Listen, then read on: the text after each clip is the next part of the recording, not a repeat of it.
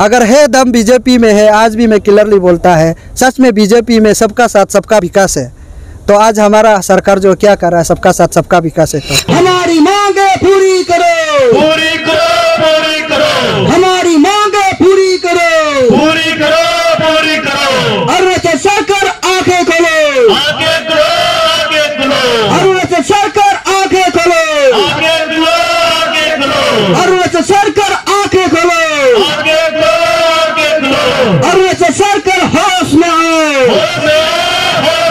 जो आज जो है हमारा टेक्निकल इशू होने का कारण से, क्योंकि ये जो हाइड्रो पावर जो है एकदम प्योरली टेक्निकली चीज़ है, तो उसको पब्लिक को काफ़ी समझ में थोड़ा दिक्कत होता है। तो इसलिए हम लोग इस अवेयरनेस का तौर पे और साथ में ये 1 डे पीसफुल धरना का हिसाब से हम लोग आज सिर्फ 1 डे पीसफुल धरना रखा, ताकि लोग जगे और लोग हमारा रैली में, और ये रैली तय भी है तो क्योंकि आप लोग तो पता है ही है रैली में काफ़ी एक्सपेंसिव होता है, तो उसके लिए हम लोग का पास खर्चा पानी होते नहीं है, तो लोगों को जो पार्टिसिपेट करता है तेल सेल तो रैली में होता है, ये तो ओपन सेक्रेट है ना, है कि नहीं।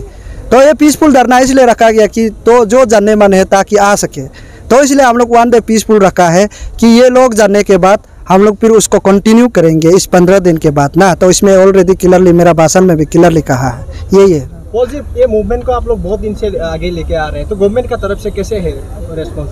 ये सरकार, मैं क्लियरली बोलना चाहूँगा कि ये सरकार बीजेपी सरकार का आके जो है अभी बंद करके रखा हुआ है, क्योंकि उन लोग बिल्कुल उसका ऊपर में बात करना नहीं चाहता। 2016 से ही है।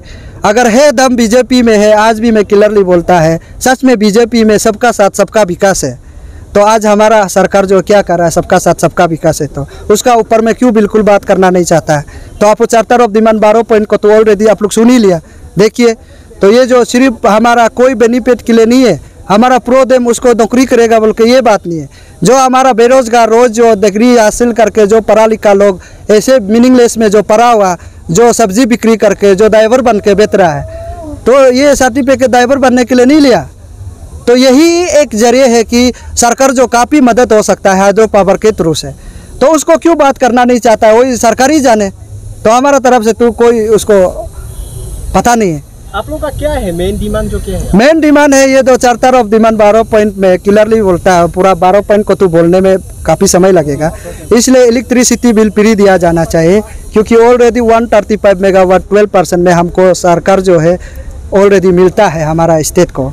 तो इसमें से है आपका 135 मेगावाट से हमारा हार्डली अरुणाचल को फ्री इलेक्ट्रिसिटी डिस्ट्रीब्यूशन करने में सिर्फ ओनली 49 मेगावाट सिर्फ लगता है, उसको देने में कोई खराब नहीं है। और बाकी जो रिमेनिंग रहा बात 86 मेगावाट को तो कमर्शियल में यूज कर सकता है।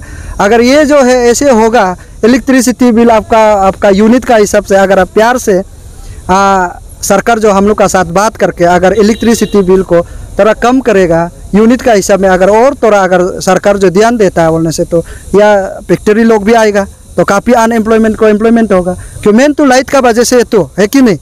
तो ये जो अभी जो डिमांड कर रहा है ऑलरेडी आप लोग को मिल रहा है, लेकिन वो इम्प्लीमेंट नहीं कर रहा है, तो ये हमारा डिमांड। उसका बाद सेकेंड पॉइंट रहा बात, जितना जो जॉब रिजर्वेशन से जो नेपको NHPC जो नेपको का शिलोंग में करते हैं, उसका बाद में NHPC का दिल्ली में फरीदाबाद में हेल्थ कराता है। तो हम लोग का कहना है जितना जो NHPC नेपको हमारा स्टेट में काम कर रहा है, उसी में ही जो है कि जॉब रिजर्वेशन को किया जाना है, यहाँ में ही गेट कंडक्ट एग्जाम होना है, यहाँ में ही रिक्रूटमेंट को लिया जाना है।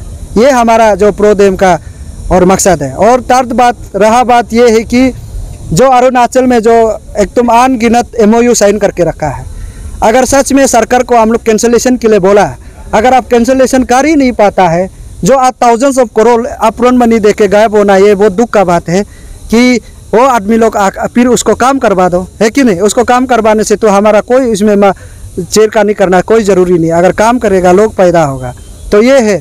उसका बाद काम नहीं कर सकता है उसको सरकार इमीडिएटली टर्मिनेशन करो। और ये आप लोग पता है कि इसमें ऑलरेडी उन लोग जो टर्मिनेशन प्रोसेस ने सरकार ने शुरू कर दिया जब पेमा खांडू आते ही, तो इसमें देखा गया है कि कोई प्रोजेक्ट को टर्मिनेशन करने का बाद में भी फिर अभी उल्टा स्टेट सरकार कोई MOU टर्मिनेशन करने का बाद में उल्टा स्टेट गवर्नमेंट को ही उल्टा 5-6 कंपनी जो केस दे के रखा है, ये किसका गलत होगा, है कि नहीं। ये सरकार का ऊपर में केस दे के रखा, कितना दुख का बात है। ये सरकार का तो बिल्कुल फेलियर है। ये बात जो है। उसका बाद में ये जो जितना जो नेपको NHPC ऑफिस को हमारा ईटानगर में शिफ्ट करना है, कि हमारा यहाँ में ही काम कर रहा है, यहाँ काम करेगा, यहाँ लोगों को बेनिफिट मिलेगा। और यहाँ में हमारा तो नेपको जो है हमको 12% देते हैं, उसको हमको 12% हमको नहीं चाहिए, हमको 60% चाहिए, क्योंकि हमारा यहाँ ही काम कर रहा है। यहाँ का नदी और हमारा यहाँ फॉरेस्ट ये सब कुछ एवरीथिंग डिमेज यहाँ ही होता है। तो यहाँ लोगों को डिमेज कर रहा है, यहाँ लोग पैदा नहीं होते, वो ऑफिस को बिता के क्या पैदा।